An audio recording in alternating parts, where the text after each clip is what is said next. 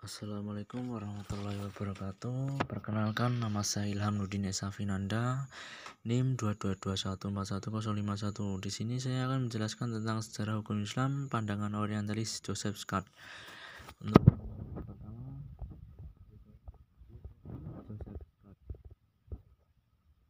Joseph Scott memiliki nama asli Joseph Franz Scott. Ia lahir pada tanggal 15 Maret tahun 1902 di Rostock, Jerman. Joseph merupakan seorang profesor bidang bahasa Arab dan hukum Islam di Universitas Columbia, New York, Amerika Serikat. Scott dilahirkan dalam keluarga yang beragama Katolik dan dididik oleh keluarga yang fanatik. Karirnya sebagai orientalis diawali dengan belajar filologi klasik dan bahasa-bahasa Timur di Universitas Breslau. Dan ia meraih gelar doktor dengan predikat cum laude pada tahun 1923 ketika berumur 21 tahun. Pada tahun 1932, Scott pindah ke Universitas King Park dan ia diundang untuk mengajar di Universitas Mesir, Kairo. Scott pindah domisili ke London dan bekerja di radio BBC pada tahun 1939. Setelah 8 tahun tinggal di Inggris, barulah pada tahun 1947 ia resmi mendapat kewarganegaraan dari pemerintah Inggris pada tahun 1954. Scott pergi ke Belanda dan pada tahun 1959 ia menjadi guru besar di Universitas Leiden. Setelah itu ia hijrah ke New York dan menjadi guru besar di Universitas Columbia hingga tahun 1969. Scott meninggal pada tahun 1969 1 Agustus di Englewood, New Jersey, Amerika Serikat.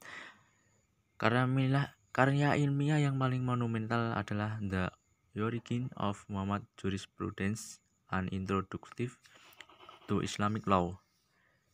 Islamic Law, Pre-Islamic Background and Early Development of Jurisprudence, dan karya terakhirnya adalah Theology and Law in Islam.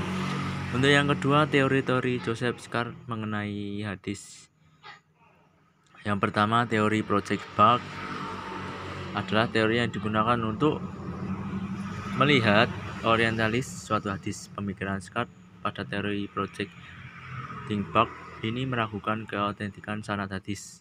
Scott menganggap bahwa keautentikan sebuah hadis disandarkan karena dianggap sebagai sesuatu yang ilusi, khayalan. Scott juga menyatakan bahwa sanad lengkap hadis yang berujung ke Rasulullah adalah buatan atau tambahan para fuqaha di era tabi'in dan setelahnya, yang bertujuan untuk memfortifikasi mazhab mereka dengan menjadikan hadis tersebut masuk ke dalam kodifikasi hadis Nabawi. Untuk yang kedua, teori argumentum silentio merupakan teori yang tersusun berdasarkan asumsi bahwa untuk membuktikan hadis itu asli atau tidaknya cukup dengan membuktikan bahwa hadis tersebut tidak pernah dipergunakan sebagai dalil dalam diskusi para fuqaha.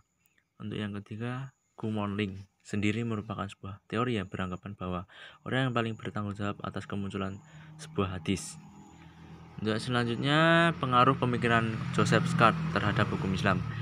Joseph Scott dengan karya-karya mengenai hukum Islam merupakan karyanya banyak dirujuki para ahli hukum ketika berbicara tentang hukum Islam, terutama bagi orang-orang barat yang tidak banyak mengenal Islam.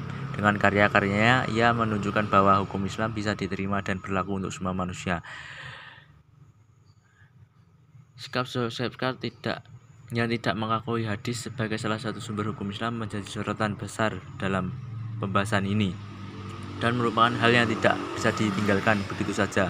Karena dengan ini, posisi hukum Islam yang dipercaya sebagai wahyu dari Allah Subhanahu wa taala diturunkan kepada Rasulullah akan mendapat keraguan di dalamnya. Sekian pemaparan materi dari saya. Wassalamualaikum warahmatullahi wabarakatuh.